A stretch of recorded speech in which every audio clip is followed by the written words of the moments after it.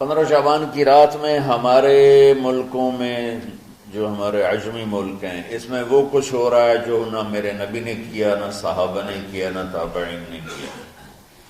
عجیب و غریب عبادات گھڑ لی ہیں، عجیب و غریب اس کے اعمال بنا لیے ہیں اپنی طرف سے، اور مسجدیں بھری ہوتی ہیں اور روشنیاں لگی ہوتی ہیں اور آتش بازی ہو رہی ہوتی ہے۔ میرے نبی نے اس رات کی فضیلت بتائی، عمل کوئی نہیں بتایا۔ جیسے یہاں کوئی صلاۃ تسبیح کی جماعت کرا رہے ہوتے ہیں، کوئی اجتماعی تہجد پڑھ رہے ہوتے ہیں، کوئی دیگیں چڑھا رہے ہوتے ہیں، کوئی آتش بازی کر رہے ہوتے ہیں، تو وہ اس میں اتنا غلو ہو گیا ہے کہ یہ بھی ٹھیک نہیں۔ اور کچھ علماء نے اس کے رد میں اس کا اتنا انکار کیا ہے کہ اس رات کی کوئی فضیلت ہے ہی نہیں، یہ بھی ٹھیک نہیں۔ اس بیچ کا راستہ، اس رات کی فضیلت میں جتنی احادیث ہیں وہ ضعیف ہیں، لیکن اتنی کثرت سے ہیں کہ ان سب کا مل کر جمع ہو کر کم از کم وہ حسن لغیر ہی تک تو پہنچ جاتی ہیں۔ اور ابن عثیمین رحمۃ اللہ علیہ نے بھی یہ لکھا ہے کہ زیادہ سے زیادہ ان احادیث کے مجموعے سے، چونکہ اگرچہ ضعیف ہیں لیکن کافی زیادہ ہیں، تو وہ حسن لغیر ہی تک پہنچ جاتی۔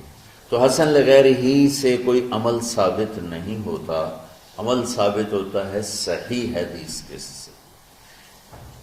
ایک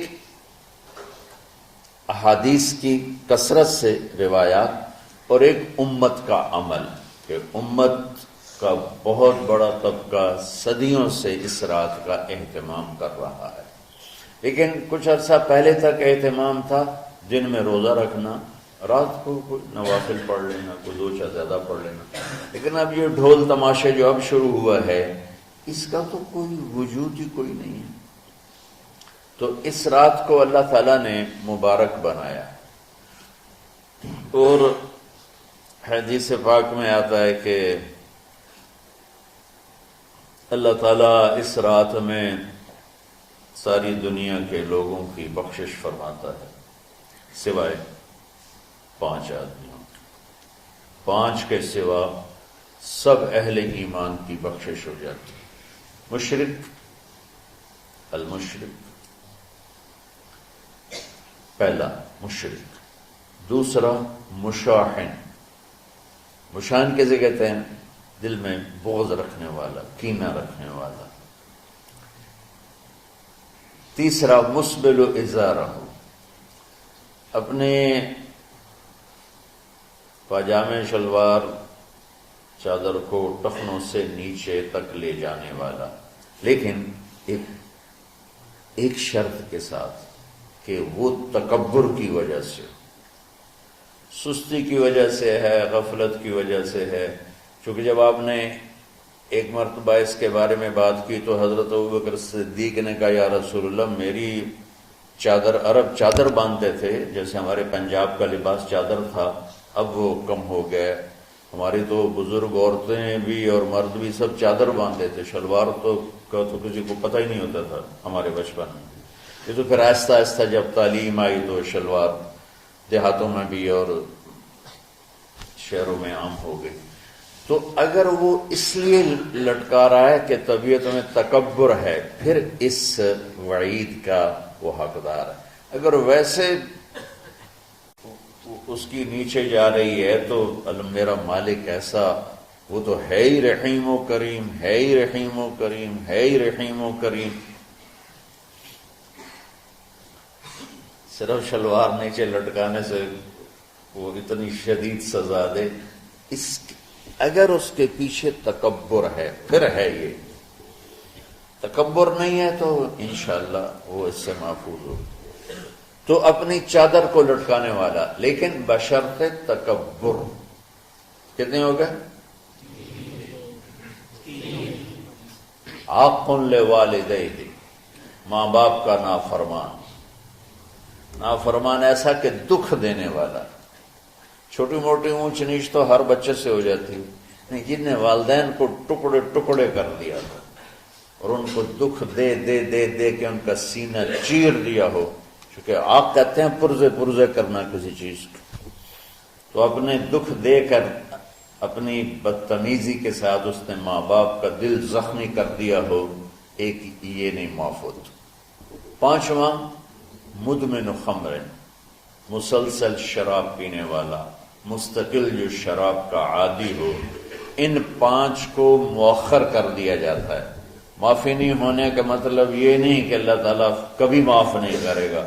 معافی نہ ہونے کا مطلب یہ کہ یہ 5 ایسے گناہ ہیں کہ اس کی وجہ سے بخشش رک جاتی ہے.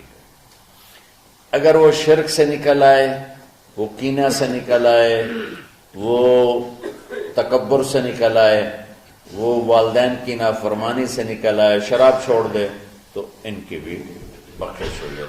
جب کوئی توبہ کرے گا فوراً بخشش ہو جائے گی. نہ 15 شعبان کی ضرورت ہے، نہ لیلۃ القدر کی ضرورت ہے، نہ بیت اللہ جانے کے ساتھ توبہ کی شرط ہے. جہاں بھی وہ بیٹھ کے توبہ کرے گا، جس لمحے میں کرے گا، اسی وقت اس کی توبہ قبول ہوگی اور اللہ اس کے پچھلے سارے گناہوں کو معاف فرما دے گا.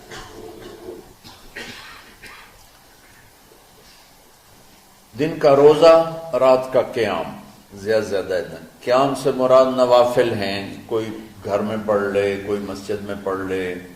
نوافل نفلی عبادات گھر میں ہی افضل ہوتی ہیں. میرے نبی سنتیں ہمیشہ گھر سے پڑھ کے آتے تھے. تہجد اپنے گھر میں پڑھتے تھے، مسجد میں نہیں پڑھتے تھے. سوائے اعتکاف کے آپ اپنے نوافل سنتیں سب گھر میں پڑھتے تھے اور مسجد میں صرف فرض آ کے ادا فرماتے تھے. اور اس کے بعد بیٹھنا ہوتا تھا تو بیٹھ جاتے تھے، اٹھنا ہوتا تھا تو اٹھ جاتے تھے. ایک طبقہ وہ ہے جو پتہ نہیں کیا کچھ کرتا ہے شب برات کے نام پر، وہ بھی غلط. ساری حدیثوں کو ملا کر روزہ اور رات کا قیام، کہ رات کو اٹھ کے کچھ اللہ کو یاد کر. اب اس آیت میں بعض مفسرین سے غالباً بھول ہوئی. حامیم والکتاب المبین انا انزلناہ فی لیلۃ مبارکۃ انا کنا منذرین فیہا یفرق کل امر حکیم امرا من عندنا انا کنا مرسلین. یہ لیلۃ القدر ہے. انا انزلناہ فی لیلۃ مبارکۃ، یہاں دوسرا لیلہ مبارک رات میں ہم نے قرآن کو اتارا. دوسری آیت کو جوڑو، انا انزلناہ فی لیلۃ القدر، ہم نے قرآن کو لیلۃ القدر میں اتارا. تو وہ آیت اس آیت کا ترجمہ کر رہی کہ لیلۃ مبارک سے مراد لیلۃ القدر ہے، 15 شعبان نہیں. لیکن بعض مفسرین جو بڑے لوگ ہیں، لہذا ہم سب کا ادب احترام کرتے ہیں، لیکن رائے کا اختلاف وہیں بڑے علماء میں ہی ہے، تو اسی کو میں آپ کے سامنے نقل کر رہا ہوں، کوئی اپنی رائے نہیں دے رہا ہوں. تو ان سے یہ صاف ہو گیا کہ انہوں نے اس کو 15 شعبان بنا دیا. یہ 15 شعبان کی رات نہیں ہے، یہ لیلۃ القدر ہے کہ جس میں وہ پورے سال کے احکام اعلان کر دیے جاتے ہیں. وہ شب قدر ہے، اس میں بھی معافی ہوتی ہے، اس میں بھی معافی ہوتی ہے. لیکن شب قدر تو قرآن سے، صحیح احادیث سے ثابت ہے، اور شعبان کی رات ضعیف حدیثوں سے ثابت ہے، لیکن کثرت حسن لغیری ہی اور امت کا عمل اس میں بہت بڑی گنجائش پیدا کرتا ہے. تو جو بچہ روزہ رکھنا چاہے ضرور رکھے، جو رات کو اٹھنا چاہے ضرور اٹھے، لیکن وہ اتنا نہ اٹھے کہ صبح سبق میں سویا پڑا ہو. تو ایسی عبادت نہیں چاہیے کہ آپ اپنے طلب علم جو فرض ہے اس میں آپ سوئے پڑے ہوں تو تمہارے خراٹوں سے سبق بھی متاثر ہو رہا ہو. تو اعتدال بچوں، ہر چیز میں اعتدال. تو اس میں یہ جو 5 ہیں، ایک مشرک، ایک مشاہن، مشاہن کون ہے؟ جو دل میں کینہ بغض رکھتا ہے۔ اب میں کہاں سے آنسو لاؤں اس بات پر رونے کے لیے کہ ایک تو دنیا داروں کا بغض کینہ ہے آپس کی لڑائیوں سے، لیکن یہ جو دیندار ایک دوسرے سے بغض، اس قدر بغض رکھتے ہیں کہ کافر بنائے بیٹھے ہیں، ایک دوسرے کو سلام کا جواب نہیں دیتے، جنازے میں نہیں شریک ہوتے۔ اس کا جرم واپس جاتا ہے تاجروں کو نہیں، حکمرانوں کو نہیں، خطیبوں کو، نادان، ہر خطیب نہیں، نادان خطیبوں کو، جو ہر مکتبہ فکر میں موجود ہیں، جو اس شدت کے ساتھ اوروں کی نفی کرتے ہیں اور اپنے آپ کو صحیح کہتے ہیں کہ جیسے باقی سب جہنمی ہیں، سب کافر ہیں، اور صرف ہم ہی صحیح ہیں اور ہم ہی جنت میں جائیں گے اور کوئی جنت میں نہیں جائے گا۔ تو چونکہ اس میڈیا کے ذریعے سے بہت سی امت سن رہی ہے، تو میں دیکھو بچوں ہاتھ جوڑتا ہوں، اللہ کے واسطے دین پیش کرنا، کافر کافر کے نعرے مت لگانا، اور یہ کافر وہ کافر، یہ کافر وہ کافر، اللہ بڑا کریم ہے۔